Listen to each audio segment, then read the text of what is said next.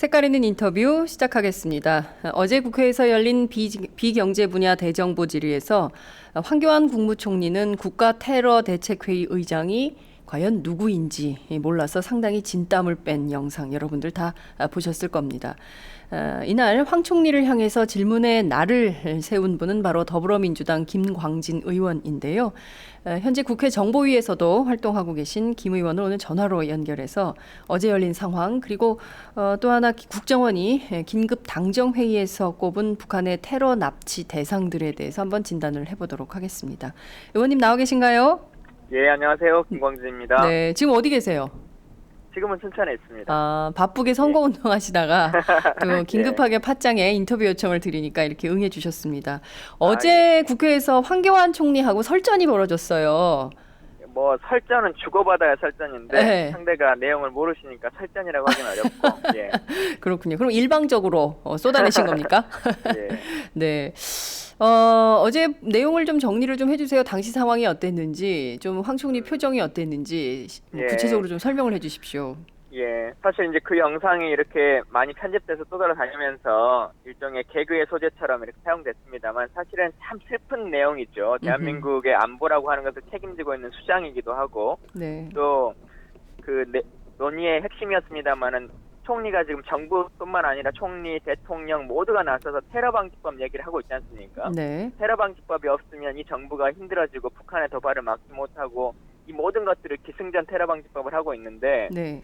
현재 우리나라에도 테러 방지를 막을 수 있는 기구가 있습니다. 그것은 단순하게 뭐 국정원 자체도 그 일을 하고 있고 법무부에서도 그 일을 합니다만 네. 범정부 기구 차원에 있어서 네. 34년 전에 만들어 놓은 기구가 있습니다. 그게 상식적으로 운영되고 있는 기구고 원래 활동하는 기구입니다. 네. 그 기구의 의장은 네. 국무총리가 맡도록 되어 있습니다. 네. 그리고 소속은 대통령 소속으로 되어 있는 기구거든요. 11개의 정부 기구가 그러니까 국정원, 법무부, 경찰청 뭐 이렇게 외교부 해서 11개의 장관급 기구가 같이 하고 있는 기구인데 네. 이게 언제 만들어진 건가요? 34년 전부터 만들어져서 운영되고 있는 것입니다. 그런데 이 황교안 총리께서는 본인이 의장인지도 모르는 상태로 이 기구를 알고 인지도 못하고 있었던 상태인 거고요. 네. 규정상에 보면 단기에 1회, 2회를 하도록 되어 있습니다. 정기회를. 그리고 필요할 경우에는 임시회를 하도록 되어 있는데 네. 황 총리를 기준으로만 본다 할지라도 이분이 8개월이 됐기 때문에 취임하신 지 그렇습니다. 단기에 한 번은 했어야 되는데 그조차도 뭐 본인이 의장인지 모르는데 당연히 회의는 주재한 적이 없고 네. 저희가 국정원에 확인해 봤습니다만 2015년에도 단 한 차례도 열린 적이 없는 걸로 확인이 되고 있습니다. 그러니까 예. 이 정부는 지금 있는 기구와 있는 제도에 대해서도 정확히 테러를 막기 위한 이 기구에 대해서 활용하지도 않고 있고 존재조차도 모르고 있으면서 네. 괜히 테러 방지법 있으면 어떤 것을 해결할 수 있는 것처럼 얘기해서 국민들을 호도하고 테러 방지법을 통해서 핸드폰에 대한 감청이라든가 계좌 추적을 원활하게 하기 위한 이 권한만을 가지고 획득하고 싶어 하는 것이죠. 네. 이제 말씀하신 내용을 좀 들어보니까 우선 테러 방지법 기구 그러니까 국가 테러 대책 회의라는 게 1982년에 이게 설립이 됐더라고요. 예. 말씀하신 대로 국가 대테러 활동 지침에 따라서 이 기구가 운영이 되고 있는 것인데 반기에 한 번, 그러니까 반년에 한 번씩은 이 회의가 열려야 되는 거예요. 그죠? 정기 회의가. 정기회로 한다고 되어 있습니다. 네, 그러니까 정기적으로 회의를 반년에 한 번씩은 6개월에 한 번씩은 열어야 되고 그리고 필요하면 지금 완전히 뭐 비상시국이라고 정부는 이야기하니까 예. 그러면 임시회를 열어서 날마다 테러 대책에 대해서 협의해야 되는데 정작 이 회의는 열리지 않고 있는 거예요. 그죠? 그렇습니다. 예. 그런데 황 총리가 이런 얘기를 했습니다. 예. 회의가 열려야 협의냐. 회의가 안 열려도 관계부처 협의는 이미 하고 있고 전문가도 모이고 있다. 이런 주장을 했습니다. 도대체 정해져 있는 틀에 따른 테러 대책 관련된 회의는 열지 않으면서 어디서 어떤 협의를 하고 있고 어디에 전문가들이 어떻게 모이고 있다. 이렇게 말을 한 걸로 저희가 이해를 해야 될까요? 국민들이. 일단 그 말 자체도 그대로 인지하자면 이렇습니다. 뭐 테러 대책 회의를 꼭 열지 않더라도 NSC나 이런 데서 이제 논의를 할 수 있는 거는 있겠죠. 그건 인정할 수 있습니다. 다만 황 총리의 말 자체가 테러 방지법이 불필요하다고 하는 것을 이미 다 알고 인정하는 것입니다. 아, 테러 방지법 불필요하다. 그렇죠. 테러 방지법이라고는 법안이 없더라도 네. 범정부 차원에서 이 논의가 상식적으로 이루어지고 있고 또 관련한 것에 대한 회의 주제를 충분히 할 수 있다라고 네. 하는 것을 총리가 직접 밝힌 거 아니겠습니까? 네. 테러 방지법이 있어야지만 어떤 회의를 주관할 수 있는 것이 아니거든요. 그게 없어서 어떤 일을 못하고 있는 것이 단 하나도 없습니다. 네. 다만 유일하게 개인들에 대해서 핸드폰을 감청하거나 계좌 추적을 자유롭게 국정원이 원하는 대로 보거나 하는 것만 못할 뿐이지 네. 실제 테러와 관련한 행위들은 지금 범정부 차원에서도 그리고 개별 정부의 기관들 차원에서도 다 이루어지고 있는 것이죠. 네. 그러니까 지금 국정원이 원하는 것은 테러 방지법이라는 외피를 쓰고 그 안에 있는 예. 대국민들, 그러니까 국민 전체에 대한 도감청 그리고 계좌 추적권을 갖기 위한 것이다. 예. 그걸로밖에 예. 안 보인다. 왜냐하면 이미 황 총리 스스로 인정한 대로 뭐 꼭 회의가 열려야 협의냐, 관계부처가 다 협의를 하고 있고 뭐 전문가들도 모이고 있다 이렇게 했기 때문에 말씀하신 대로 정말 테러 방지법이 굳이 없더라도 정부는 상시적으로 대테러 활동을 하고 있다, 대테러 방지 활동을 뭐 이렇게 볼 그렇죠. 수밖에 없는 거네요. 그렇죠? 예. 그러니까 스스로 이런 얘기를 어제 국회에 와서 한 셈이기 때문에 이후에 파문이 어디로 갈지 그건 좀 저희가 지켜보도록 하고요. 지금 테러 방지법 입법 때문에 당정이 굉장히 바쁘게 움직이고 있는 걸로 보입니다. 어제 안보 관련해서 긴급 당정 회의를 국회에서 열었는데요. 새누리당 이철우 의원이 지금 국회 정보위 여당 간사잖아요. 그죠? 그래서 이분이 이런 주장을 했습니다.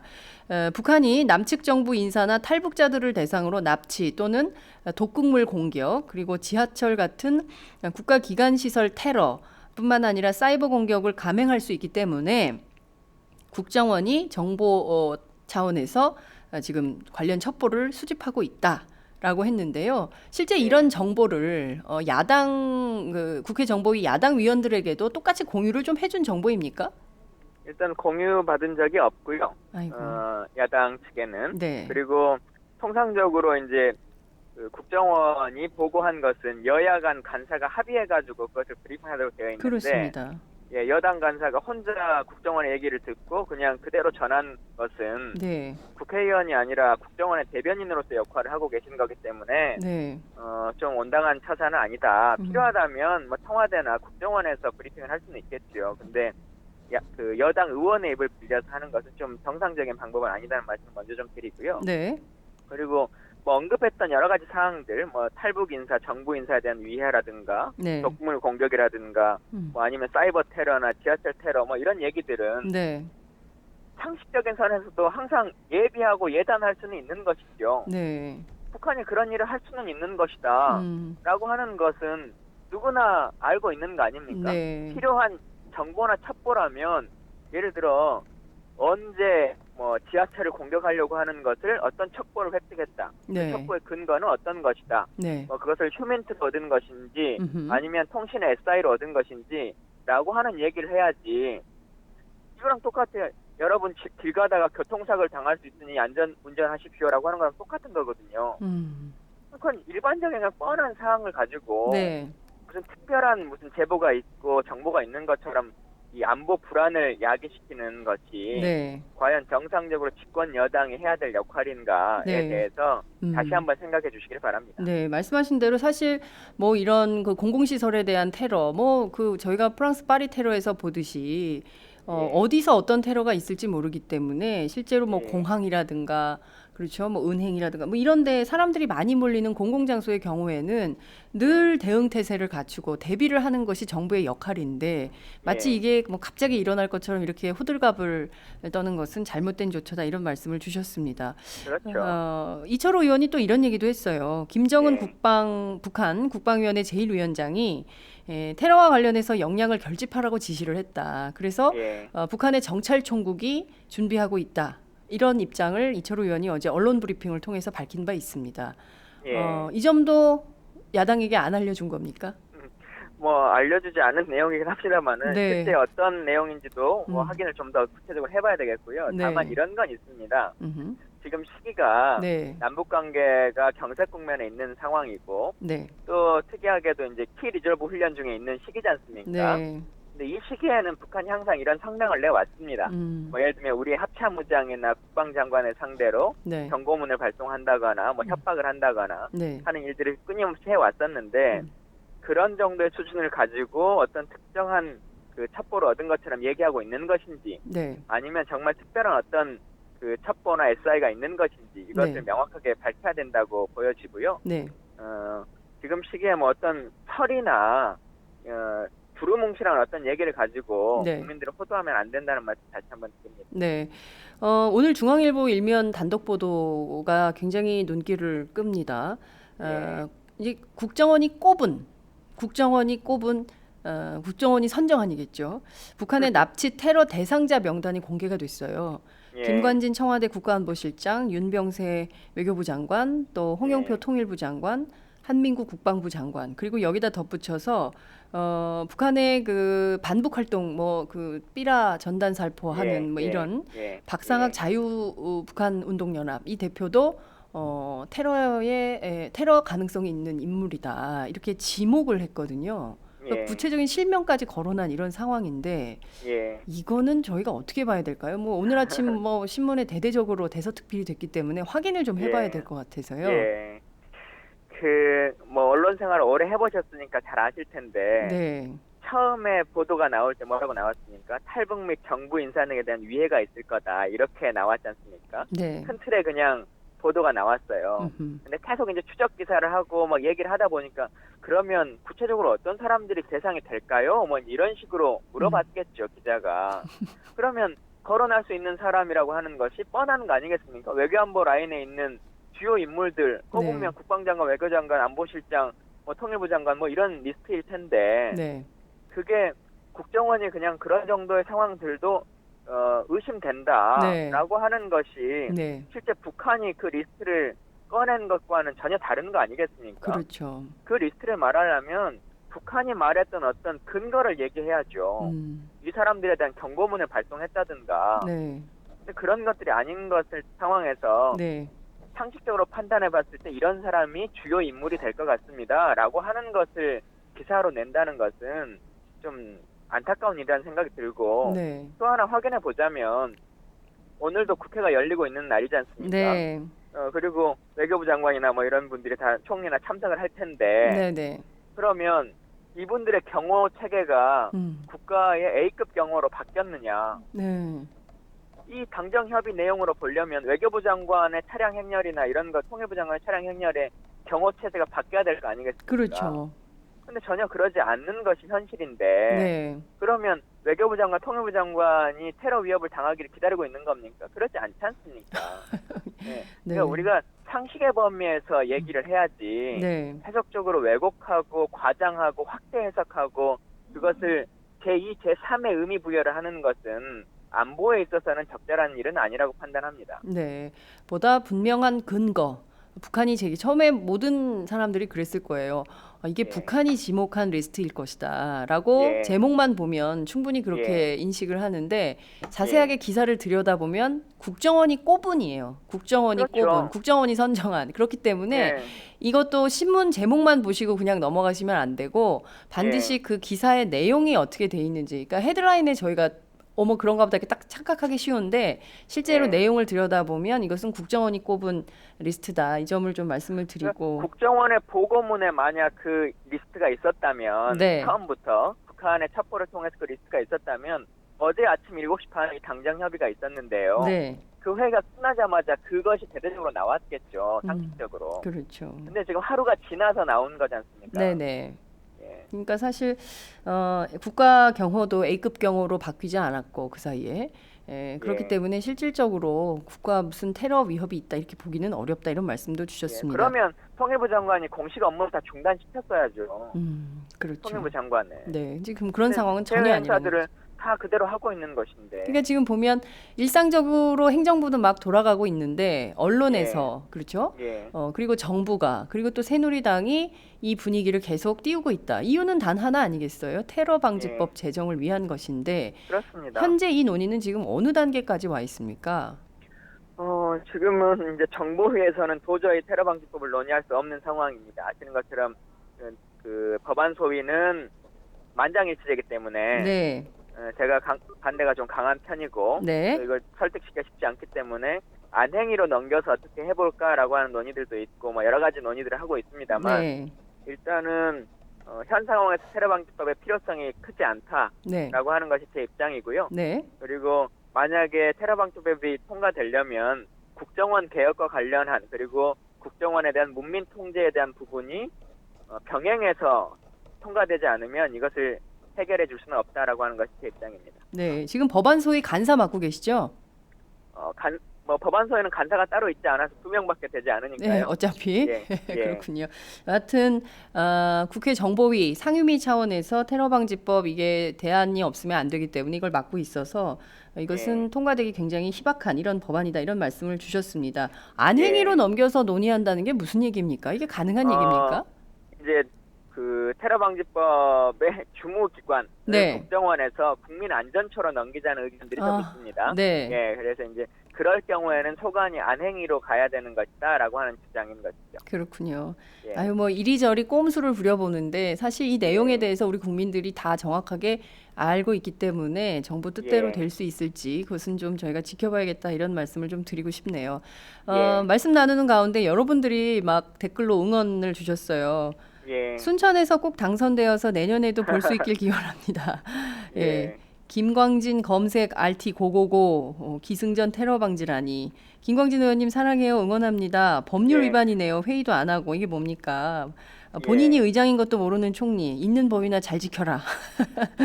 기왕에 인터뷰가 나왔으니까 하나만 좀 사실관계를 또 말씀드릴 게 있는데요. 네. 어제 그 내용 중에 39호실로 개성공단에 자금이 들어간 거다라고 하는 논쟁이 있었던 그렇습니다. 그리고 제가 그것이 39호실 2012년에 폐쇄된 조직이다 이렇게 했는데 네. 그러니까 종편들에서 어제 저녁에 네. 39호실이 존재하고 실장인 뭐시다 이렇게 이제 얘기를 했어요. 네. 네, 아시는 것처럼 제가 국방위 4년 차에 정보 2년 차인 그렇습니다. 사람입니다. 예. 그리고 대정부 질문을 하면서 그날 아침까지도 네. 합참 정보본부와 국정원과 통일부에 다 확인을 했거든요. 네. 우리 정부가 39호실 실장 이름을 확인하지 못하고 있다. 음. 존재에 대해서도 확인하지 못하고 실장 이름은 더더욱이나 확인하지 못하고 있다라고 하는 것이 정부의 그날 오전까지 입장인데 네. 오후에 종편이 39호실은 존재하고 실장이 있다.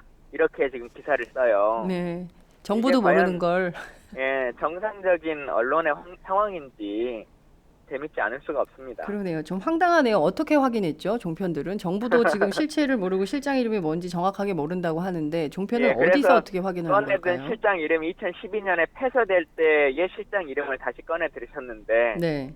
북한의 상황상 그분이 한 4년 동안 계속 동일한 업무를 하고 있다고 하는 것인지도 참 납득되기 어렵네요. 그렇습니다.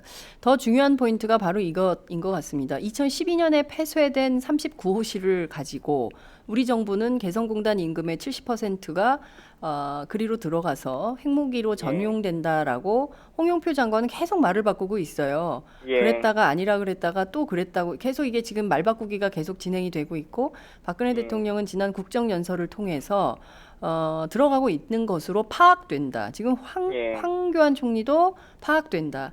홍영표 장관도 파악된다. 심지어 박근혜 대통령마저도 파악된다라는 용어를 쓰고 있습니다. 사실 이거 기자들이 쓰는 용어거든요.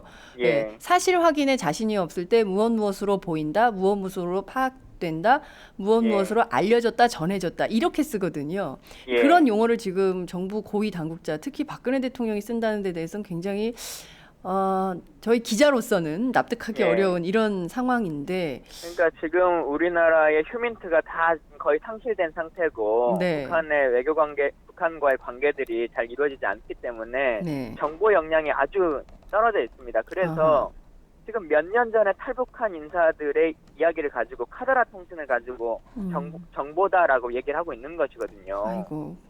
그러니까 이런 것들이 빨리 좀 정상화되는 것이 그리고 국가정보원이 해야 될 역량은 그런 일들을 빨리 강화하는 겁니다. 말씀하신 대로 지금 정보가 단절된 상태에서 과거 탈북한 지 굉장히 오래된 분들의 말만 듣고 카더라 통신에 의존해서 정부가 지금 계속 이런 국제사회 이슈가 될 만한 유엔 안보리 위반 사항에 해당하는 발언들을 쏟아낸다면 이 또한 또 다른 차원에서는 안보 위기다 이렇게 해석할 수밖에 없을 것 같습니다. 의원님 어떻게 그렇습니다. 보세요? 예, 말씀하시는 것이 그대로 명확한 것이고요. 네. 우리 스스로가 유엔 안보리 위반이라고 하는 것을 인정하면서 지금 이 일을 하고 있는 거지 않습니까? 네. 그리고 개성공단 폐쇄라고 하는 것도 법률상의 문제, 헌법상의 문제나 법률상의 문제는 다 넘어서고 대통령의 통치행위니까 법률에 저촉을 받지 않는다. 지금 이렇게 주장하고 있는 것이고 그러니까요. 이 2016년에 대한민국을 법치국가에서 거의 왕조국가로 계속 돌리려고 하는 것이거든요. 왕조 국가. 정상적인 국가 운영의 방식이 아닌 것입니다. 네. 아이고 정말 특히나 외교 안보와 관련해서는 사실에 입각해서 말씀하셔야 되고 추측을 해서 어떤 것을 예단하면 할수록 그것에 의해서 서로 간의 작용과 반작용이 계속 이루어지는 일이기 때문에 네. 최대한 조심하고 최대한 2번, 3번 크로스 체크를 해서 판단을 내려야 되는 것이 안보적 고민인 것인데 그냥 추측하고 아니면은 그냥 누가 어떤 카드라 통신 한두 가지를 가지고 괜히 오버해서 하는 건 이건 국민들의 생명과 안전이 직결된 문제니까요. 조금 더 진중하게 해주셨으면 좋겠습니다. 네. 아유, 정말 그 의원님 말씀 속에서 그 진중함을 좀 부탁한다는 호소가 느껴집니다. 의원님, 저희가 오늘부터 한국 예. 언론 사상 최초로 페이스북 생중계를 시작해요. 잠시 뒤 예. 11시에 예. 저희 스튜디오에 영화 귀향, 어. 귀향의 감독님이 오시거든요. 그래서 다음 예. 주부터는 예. 우리가 페이스북으로 생중계를 하게 될 것 같아요. 안진걸 예. 처장님하고. 예. 그때 또 저희가 재밌게 한번 해봐요. 알겠습니다. 예, 오늘 말씀 여기까지 듣겠습니다. 예, 고맙습니다. 감사합니다. 네, 예. 감사합니다.